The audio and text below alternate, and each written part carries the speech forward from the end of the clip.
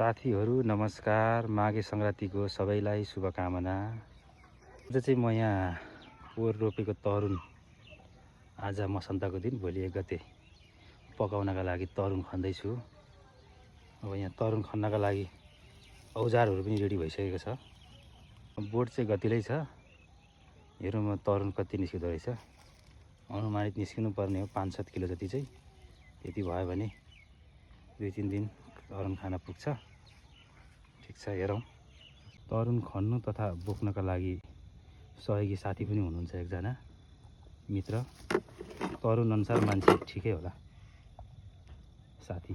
ल है साथीहरू, तरुन चाहिँ फाइनल्ली अब निक्ल आँटिसकेको छ। यतिसम्म पनि गएको देखियो। मोटामोटी अब यसलाई निकालेर धोइ पोखाली गर्न बाँकी छ। हेरौँ कति निस्किन्छ।